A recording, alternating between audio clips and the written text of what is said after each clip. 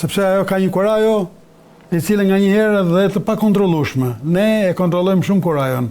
Gjë që pavarësisht nga të gjitha, unë duhet dalte te thelbi i problemit, sepse mendojmë që të gjitha të rinj ose gjithë këta njerëz që kanë vërshuar nuk e kanë hallin thjesht tek inati për të futur në burg dikë ose një ditë tjetër. Ose thjesht e zvërneci themi. Por e kanë hallin ose thjesht e zvërneci. Por e kanë hallin te kjo padrejtësi e përgjithshme e cila po ja ul vlerën kombit.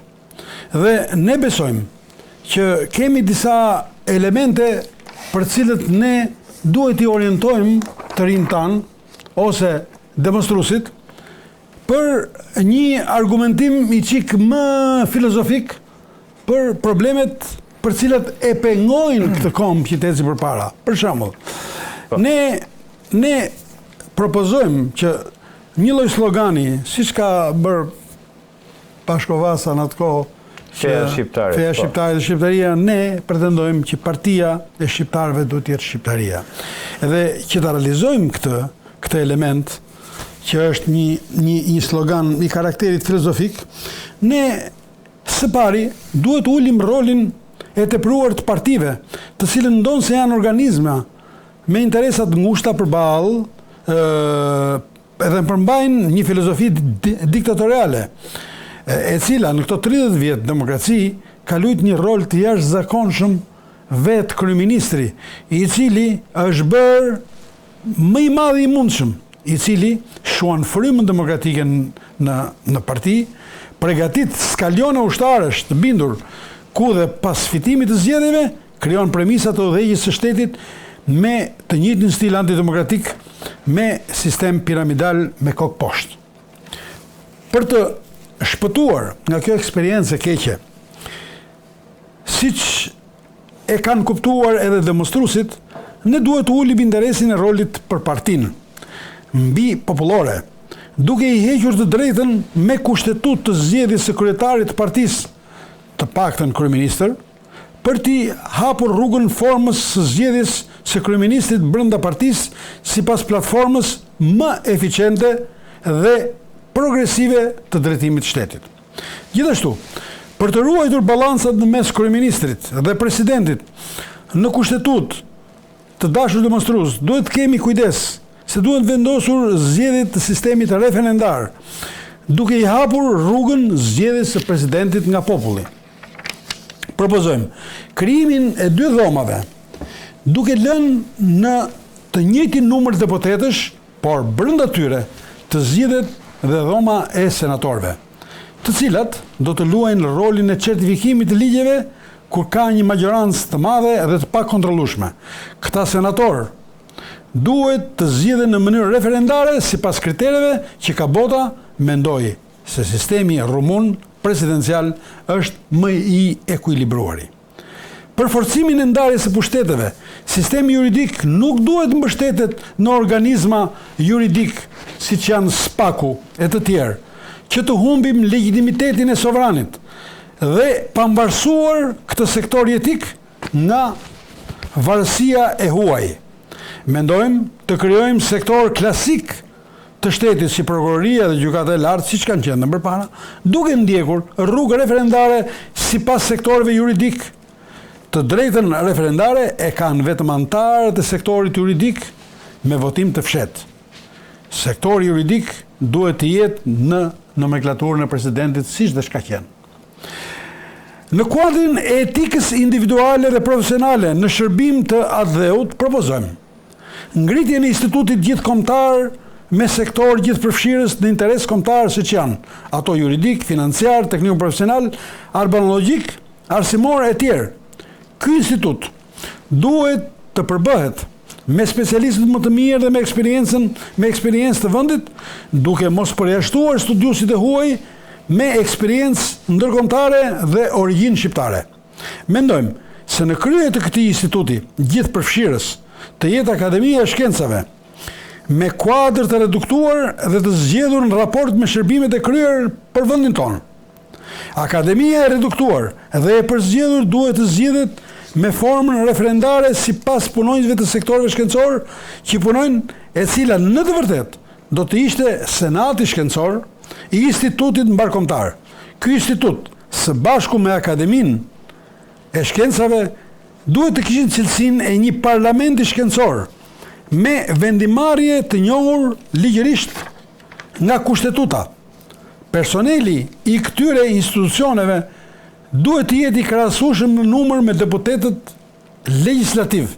Në këtë mënyrë do të kishim 2 parlamente, njëri ligjvënës dhe tjetri studimdhënës, të rakorduar me ligjet dhe kushtetutat si gjithë bota. Së treti, nuk duhet të merremi me slogane politike dhe partijake të zgjidhjes së problemeve duke i futur në burg drejtuesit e shtetit, pasi mënyra e shtrembur antidemokratike e vendit për një periudhë të gjatë gati 3 dekadash ka predispozuar veprime antiligjore që në një farë mënyre kemi të gjithë përgjegjësinë. Pra, duhet të kemi një paqe morale ku secili pavarësisht nga roli që ka në shoqëri të ndjejë përgjegjësinë. Edhe së fundi, të dashur demonstrues, propozojmë gjithashtu të zgjedhim njerëz të përshtatshëm në krye të këtij demonstrimi. Si nga morali dhe aktiviteti i kryer deri tani pa përjashtuar asnjë, vetëm me kushtin të shërbejë dheut pavarësisht nga vendi ose partitë që ka shërbyer. Personalisht, pa u konsultuar shumë, unë do propozosha zotin Ditmir Bushati, i cili ishte nga Partia Socialiste dhe ka qenë një person shumë i ekuilibruar. Zonjën Elisa Spiropali, e cila pavarësisht nga të gjitha gjërat kemi një mendim pozitiv se mund të ndihmojë procesin. Jorita Tabaku, e cila pavarësisht se i përket grupit të PD-s ka qenë një ekuilibriste shumë e mirë në kuadrin moral edhe në kuadrin organizativ. Zotin Agron Shehaj, i cili është një biznesmen dhe një person i cili po kryen një aktivitet goxha të madh. Evis Ali Mehmeti, i cili është një mjek shumë pranë të zgjedhurit në bashki. Edhe Oerd Bylykbashi, i cili është një jurist jashtëzakonisht i mirë dhe shumë e ekuilibruar. Ndër gazetarët unë do propozoja zotin Marim Mema, i cili është një aktivist goxha i mirë. Zotin Andi Bushati, i cili ka qenë gjithkohës aktivist i madh në diskutime, dhe zotin Armando Shkullaku, sipas mendimit tim. Sigurisht që çdo njeri ka mendimet e veta, unë dhash sa mendimet të cilat nuk përfaqësojnë domethënien e jashtëzakonshme, vetëm simpatit personale, por kjo s'do të thënë gjë, secili ka. Unë ju falenderoj për vëmendjen një herë.